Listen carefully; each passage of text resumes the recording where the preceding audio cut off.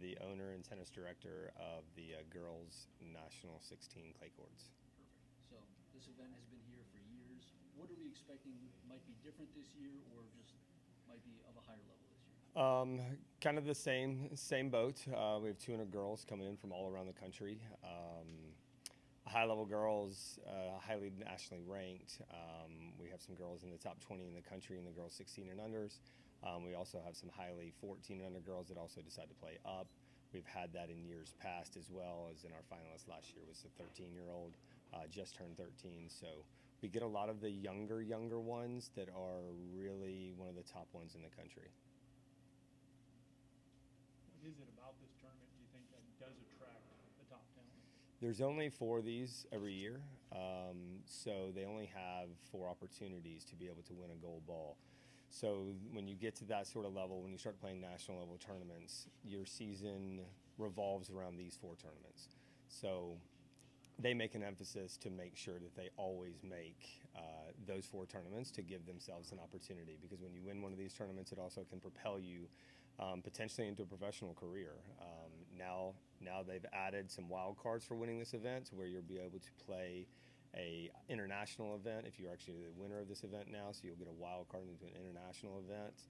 And even if you're a finalist, you're also getting a wild card into another a smaller level international event. So it's becoming kind of worldwide. So it's some of the ones that are participating and going very far in this event are then go on internationally and then go on the professional tour.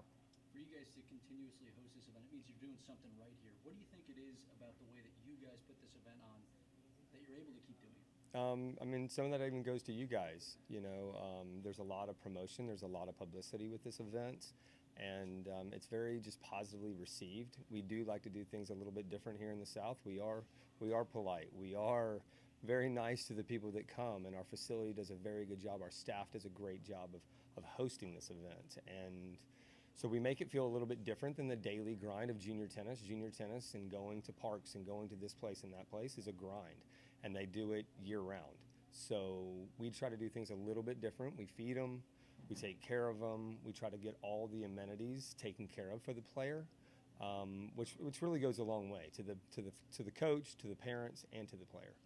Obviously, this had to be part of your vision when you took over here, is to bring something like this in. Yes, I mean, we wanted some exposure kind of nationally, and we wanted to also just personally, I wanted to kind of give back as growing up and doing these style events. I wanted to be able to give back and make the experience a very positive one. As I just said, it is a grind to go play junior tennis. Maisie plays a lot of junior tennis tournaments and travels a lot. So we wanted to do something. We wanted to get a junior tournament at the highest level, and we were fortunate when it came available and threw together quite an extensive bid to be able to get it, and we were successful in doing so. Can you break down the schedule for this week for us? We start on Sunday. We bring in all the players on Saturday. We actually do an Italian dinner for them on the court. We actually turn in our indoor courts into a players' lounge. And on Saturday night, we actually also feed the players and coaches upstairs with more of an adult kind of style dinner for them. And then the play starts Saturday morning at 8 a.m. here and over at the Huntsville Tennis Center. They've done a great job of helping us host this event. And then the finals will be the following Sunday. The doubles final will be on the following Saturday. The singles final will be on the following Sunday. So it's an 8-day event. How many players? 196, so basically 200. If you could speak to what this junior tennis scene is like in Huntsville and what makes this the spot to do it.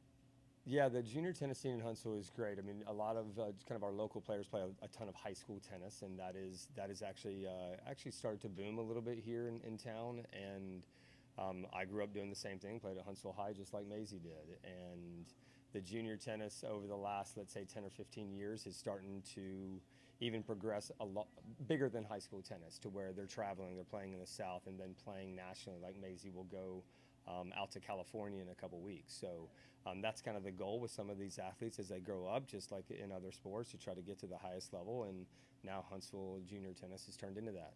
It started with Alana being the first one to play in this tournament. Now Maisie takes over.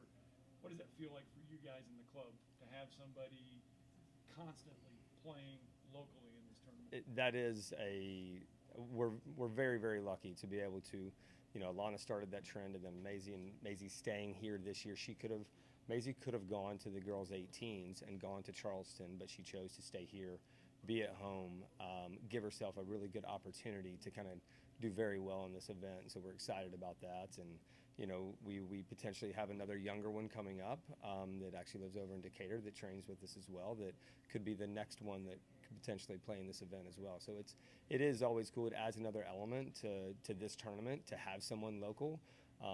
As I've said in years past, I believe there's probably only 2 or 3 girls in the whole state of Alabama that are actually playing in this event. To have one local and a member of the club is super special. What's so special about playing on clay? It's just different. You have to, we sweep the course in between every single match. You get different bounces. The ball slows down a little bit. You know, as we've done with this event, we've gone indoors and played a little bit sometimes, and the ball moves very, very fast. It will skid, and the clay is very, very different. So you do have to adjust, as we're seeing on TV now with Wimbledon, and the speed of that is very, very different to the red clay in Paris. So the style of play, and we've actually had some clay court girls that are really, really specific to clay do very well in this event. It does matter. It is a little bit different style game. You've watched Maisie grow. You've coached her. Where has she gotten better at the most, you think? You know, Maisie, as we know, isn't let's say the tallest girl, but she packs a very big punch for her size. Watching her play, you see the tenacity. You see she's a little Tasmanian devil almost out there. Like, goes very, very fast, can strike the ball very, very big, and she has progressed. And I think the comfortableness of her being in these national level ones, now that she's done it a handful of times, adds a huge element. Experience matters. And this year, we look for very, very big things out of her and out of this event, and just taking it one match at a time to see how far she can go. You played in these events. Does this bring back memories for you? I mean, do you stand out there and know how those kids feel? We're getting a little old for that memory to go back that many years, but yes, you know, I've coached it more recently than after now directing it, but I've coached it more recently than playing it, and just remembering those times. Yes, I was fortunate to play some of these events in Nashville and in Louisville, my 16 and under and 18 and under clay courts events back in the day. It's quite a long time ago. But yes, it does bring back fond memories of a player as well.